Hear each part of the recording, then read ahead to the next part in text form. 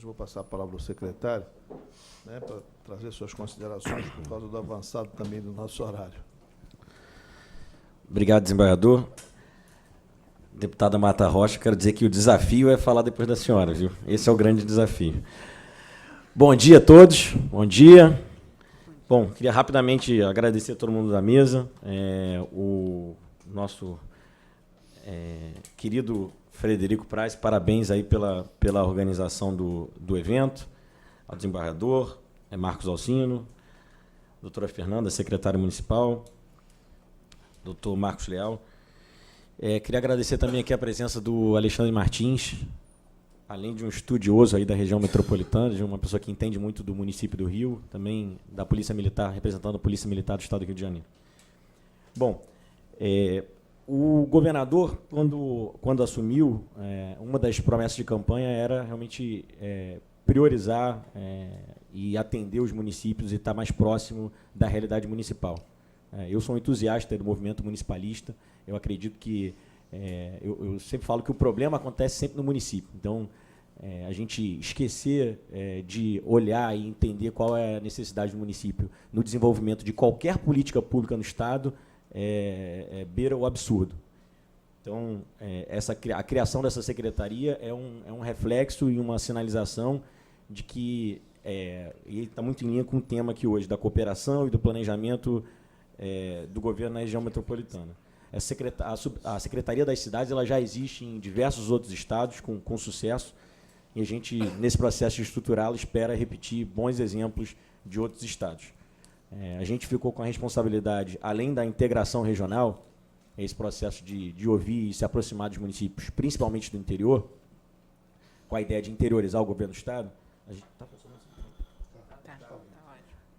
A gente também ficou com a difícil responsabilidade de cuidar da política habitacional do Estado do Rio de Janeiro. A habitação, como foi falado aqui, é um grande problema. A mudança na forma como a gente encara a política habitacional do ponto de vista de planejamento estruturado é necessária.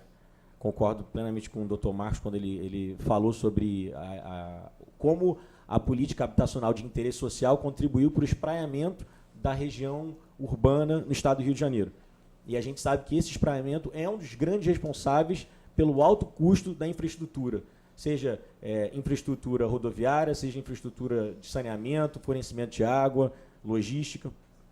Então, tudo que a gente tem pensado, em conjunto com a Secretaria de Infraestrutura, o doutor Roberto está aqui também para falar, representando o secretário Horácio Guimarães, secretário de Estado de Infraestrutura, que tem projetos direcionados para a verticalização qualitativa, em parceria, naturalmente, com a iniciativa privada, para viabilizar projetos de verticalização qualitativa na área habitacional, principalmente para permitir remoção de famílias em área de risco.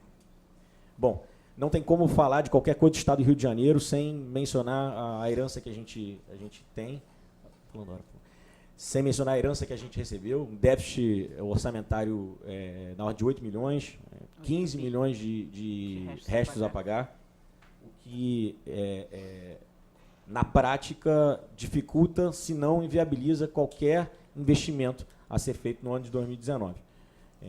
Nesse sentido, o governador, sob a liderança do governador, a gente tem tentado criar alternativas inteligentes, soluções inteligentes, para que a população não tenha falta de investimento e que a gente possa fazer políticas públicas de imediato que impactem a vida das pessoas. E no ambiente de cooperação como esse fórum aqui, a gente pode falar sobre, primeiro, o fato de a gente estar em recuperação fiscal e o nosso interesse em auxiliar principalmente os municípios menores na captação de recursos próprios, né, sabendo que muitos municípios têm limite de financiamento e não conseguem fazer, por falta de projeto, não conseguem acessar recursos. Esses recursos são, seja para a modernização da administração tributária, seja para o incremento da arrecadação própria municipal, seja mesmo para a área de saneamento, por exemplo, que é uma área que tem recursos no mercado internacional abertos para países emergentes, e a gente tem outros países de outros continentes que acessam recursos em abundância na área de saneamento, e o Brasil não o faz muito por falta de projeto. Nesse contexto de estratégia de cooperação, ali na recepção, o Dr. Marcos Leal estava falando sobre sinergia orçamentária positiva. Eu decorei, viu, doutor? Esse conceito que eu não conhecia, o termo técnico, a gente tem pensado muito nisso, em como convergir com outros entes federativos no sentido de casar orçamento e otimizar recursos, seja recursos humanos, recursos de projetos, recursos de maquinário mesmo, recursos financeiros, porque a gente sabe que qualquer função pública de interesse comum, qualquer política pública ou atividade englobada numa política pública que não pode ser desenvolvida por um município ou que afeta os municípios limítrofes, ela necessariamente tem que ser encarada como um projeto conjunto e cooperado para que se possa ter maior eficiência na hora de usar os recursos. Então, esse é uma coisa que a gente tem encarado na área habitacional. Por exemplo, a gente tem um projeto habitacional que será lançado ao longo do ano, já foi anunciado pelo governador Wilson Witzel, mas será lançado em detalhes ainda no segundo semestre desse ano, que é o de Casa Nova Mudando Vidas. A ideia desse projeto habitacional é usar, de novo, no bojo de crise financeira, usar recursos ilíquidos, ativos ilíquidos do Estado, para fomentar a construção de unidades habitacionais para famílias que ganham de R$ 1.000 a R$ 5.000, até 5.000 salários mínimos. E quando a gente fala de museu, a gente fala de déficit habitacional, boa parte do déficit habitacional está diretamente ligado ao aluguel excessivo. São famílias que têm renda familiar de R$ 1.000 e pagam R$ 550 de aluguel. E aí, para não continuar nesse aluguel excessivo, vão lá para o museu e adquirem, com essa parcela, adquirem um financiamento direto lá, não sei como é que funciona, certo, com a milícia, se tem esse financiamento direto. Mas aí conseguem adquirir a unidade própria. Ano passado, a gente teve 9.500 unidades habitacionais construídas até entre 130 e 240 mil reais, que, enfim, caberia no orçamento dessas famílias que ganham até 5 salários mínimos. Quase 100%, quase a totalidade das 100% das unidades foram vendidas. Na verdade, 9.000 foram vendidas, acho que não foram vendidas porque ficaram prontas no final do ano. A construção civil sabe como fazer para vender casa, sabe aonde tem demanda, aonde tem população que tem dinheiro para pagar, e constrói exatamente a quantidade de unidades habitacionais que vão ser vendidas, porque a construção civil não quer encalhe. Enfim, em sinergia com a ideia liberal na economia, o que a gente quer fazer é colocar em chamamento público terrenos do Estado que serão objeto de contrapartida financeira na aquisição de unidades habitacionais. Então, uma família que ganha de 1.000 a 5.000 salários mínimos pode ganhar até 60 mil de subsídio do Estado. Esse subsídio, como a gente não tem recurso, vai ser dado com a contrapartida financeira da cessão dos ativos ilíquidos. E por que eu dei esse exemplo aqui, além de falar de habitação? Porque a gente está chamando os municípios, a gente já tem alguns municípios que estão contribuindo com terrenos também para participar desses chamamentos, e como a permuta financeira não está atrelada àquele empreendimento, ou seja, a construtora que constrói ganha um terreno, passa a ter possibilidade de usar um terreno no Leblon, e fica condicionada à contrapartida de 50 milhões, por exemplo. Esses 50 milhões podem ser dados em subsídio para qualquer unidade habitacional que esteja no programa também. Então, quanto mais terrenos em chamamento, mais a gente otimiza os ativos ilíquidos e torna eles mais vantajosos para dentro do programa. Então, esse tipo de iniciativa em parceria com os municípios é o que a gente vem tentando construir. E, enfim, só para encerrar aqui da secretaria, que a gente podia ficar falando aqui o dia inteiro, a gente também está muito ansioso com o novo programa habitacional do governo federal, enfim, a reedição do Minha Casa Minha Vida. A gente esteve em Brasília com o ministro Canuto e com o ministro Paulo Guedes, que já se comprometeu a fazer o repasse financeiro, e o Ministério do Desenvolvimento Regional vai voltar a ter faixa 1, então a gente vai voltar também a ter recurso federal injetado no Estado do Rio de Janeiro. Primeiro, para concluir as 4.000 unidades habitacionais, pelo menos, que o Estado tem de Minha Casa Minha Vida, que estão paradas por falta de recurso federal, e segundo, por novos empreendimentos que a gente espera poder trazer para o Rio de Janeiro, sabendo que a construção civil é um grande vetor de desenvolvimento e geração de emprego e renda. Estou nos 10 minutos finais, não? Não? Então tá. Bom, então, falar um pouquinho então agora do nosso tema mais especificamente aqui da região metropolitana. O que eu queria ressaltar é o fato da regulamentação ser uma importante forma de solucionar o grande problema da região metropolitana, que era a falta de um instrumento jurídico, institucional, bem delimitado de gestão, que levasse à gestão plena da região metropolitana. A falta de... Agora, o representante da Câmara Metropolitana, que já até falou aqui hoje, a falta de você ter uma regulamentação que permita gestão cooperada levava ao caos e à metropolização institucional, né? Quer dizer, você criar a região metropolitana institucionalmente, mas na prática você não ter planejamento e estudo direcionado a entregas concretas e conjuntas dentro da região metropolitana. Na medida em que você tem um estudo da OCDE que fala sobre isso, que fala que as entregas concretas são resultado ou são mais visíveis nos ambientes formais, estruturados e regulamentados de regiões metropolitanas pelo mundo. Então, tem dois exemplos aí que eu gosto de, quando eu falo sobre estruturação de região metropolitana, eu gosto de dar dois exemplos que são bem claros. Primeiro, com relação à mobilidade urbana, que eu sei que é muito caro, é um assunto muito caro da Câmara Metropolitana, a região de Londres, do Greater London Area, né?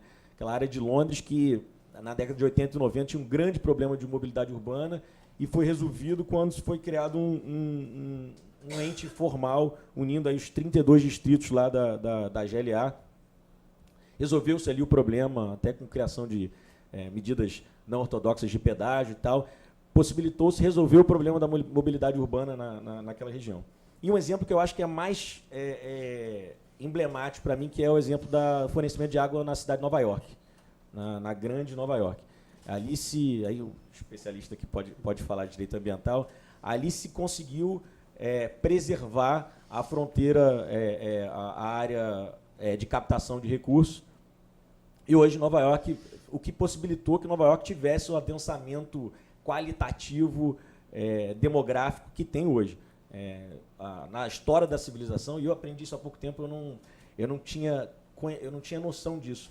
Como o fornecimento de água na torneira é um dado que, para a gente, é um fato, e como ele é condição sine qua non para o crescimento de qualquer sociedade organizada. Quando a gente fala de qualquer recurso imaginável para o ser humano, quando a gente fala de água, a gente está dizendo que está tratando de um recurso que mata o ser humano em, 3 dias sem a existência dele.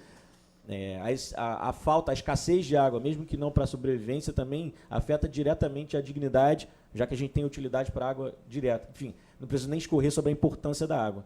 Agora, em Nova York, isso foi permitido por conta de um consorciamento, uma organização das 73, se não me engano, municipalidades, 73 municipalidades da região de Nova York, que permitiu um projeto de longo prazo, pensando em muitas gerações à frente. Eu acho que o trabalho que vai sendo desenvolvido na nova agência executiva, que vai ser chamada de Câmara Metropolitana, ficou assim consignado na primeira reunião do Conselho Deliberativo da Câmara Metropolitana, que a Câmara Metropolitana, os projetos ali são todos nesse sentido, projetos que não são projetos de governo, e sim projetos de Estado, projeto para o meu filho, Vicente, e projeto para os nossos netos. Eu, nesse sentido, quero, enfim, agradecer a presença aí da Câmara Metropolitana, que está sempre antenada nesses processos. O Comitê Deliberativo da Câmara Metropolitana agora tem um presidente. Eu perdi a eleição, fui candidato a presidente, já perdi a eleição. Mas foi muito interessante ver que a sociedade civil, o presidente do Conselho Deliberativo é um representante da sociedade civil. Não é um representante das concessionárias, não é um representante do governo do Estado, sequer é um representante do município, que poderia dizer, não, como a Câmara Metropolitana tem uma questão de conflito de responsabilidades e atribuições, poderia ter uma competição aí entre municípios e de repente, entes do Estado, mas não. A sociedade civil tem um representante como presidente do Conselho Deliberativo. Eu acho que isso é muito emblemático para mostrar o afã de todos de contribuir nisso aí, e eu espero que o mesmo se reflita nos comitês técnicos que vão, sem dúvida, ser o principal fórum de discussão dessas políticas, dessas funções públicas de interesse coletivo. Tinha pensado em falar aqui, mas já foi falado sobre a questão da gestão metropolitana em paralelo com o federalismo brasileiro. O fato de a Constituição de 88 ter alçado os municípios a entes autônomos e esse fato, naturalmente, tem a questão de se pode ou não a regulamentação ser por lei federal, enfim. Mas acho que já foi brilhantemente colocado aqui. Eu não poderia deixar de falar sobre a questão das urbanizações em área precária e o crescimento das consequências disso. Eu, pessoalmente, recebo, toda vez que chove, eu quase infarto. Eu fico preocupado, porque o prefeito sempre me liga e diz: Juarez, olha só, a gente tem aqui, eu não tenho, principalmente os municípios menores. O Rio de Janeiro, eu queria, inclusive, parabenizar o trabalho da GeoRio, enfim, o trabalho que vem sendo feito, enfim, nesse sentido de resolução de calamidade, mas nos municípios menores isso é muito difícil. E o Estado, essa subsidiariedade que o Dr. Price colocou, acontece na prática. Enfim, o prefeito vai até onde pode e aí liga e socorre do governo do Estado. Há cooperação em regiões, até entre municípios. E, nesse contexto, eu queria falar sobre uma coisa que, para mim, é muito cara, que é a questão dos consórcios intermunicipais e até o consórcio interestadual. O Estado do Rio de Janeiro hoje participa do COSUD, que é o consórcio interestadual dos municípios do Sul e do Sudeste. Esse formato de consorciamento é extremamente importante, porque ele une, primeiro, a possibilidade de compras conjuntas e redução de preço. No momento de crise, de crise financeira, isso é excepcional. A média que se fala é a redução de 15% com sinergia nos consórcios grandes. A maior parte das estatísticas que a gente tem no Rio Grande do Sul, onde 62% da população mora no município que faz parte de algum consórcio. Você tem municípios, você tem consórcios no Rio Grande do Sul que tem representação em Brasília, para lutar por recursos em conjunto.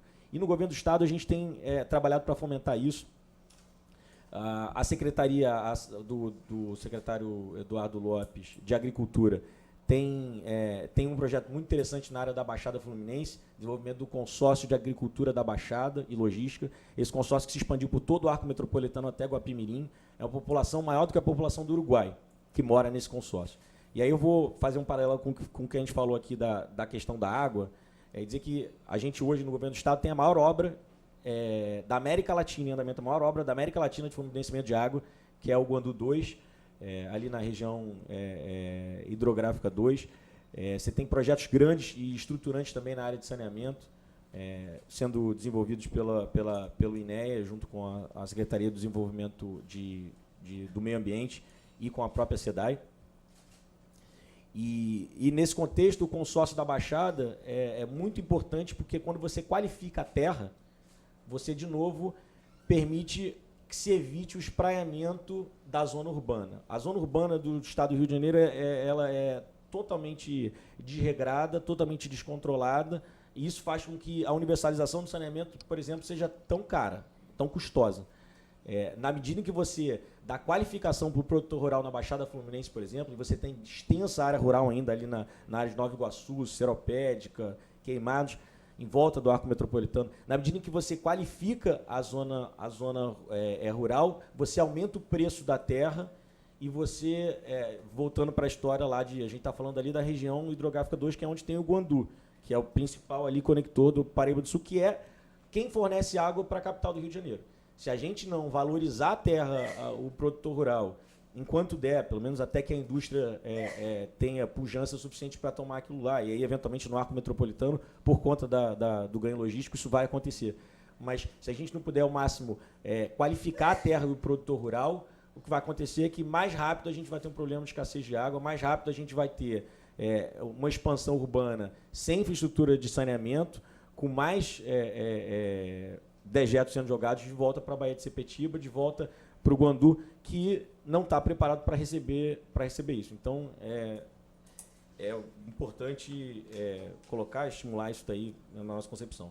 Para finalizar, eu queria dizer que a região metropolitana do Rio de Janeiro tem um PIB de mais de 400 bilhões, é um PIB per capita maior do que a média nacional, e que a palavra de ordem na minha cabeça é governança. A região metropolitana tem que ter governança interfederativa, organizada, formal, estruturada. Isso permite financiamento, porque o financiamento só vem com governança. Então, tendo governança, a gente consegue captar recursos para fazer esses projetos estruturantes. E esses projetos estruturantes, no final das contas, vão gerar desenvolvimento econômico e desenvolvimento social, melhorar a vida das pessoas. Obrigado. Bom dia.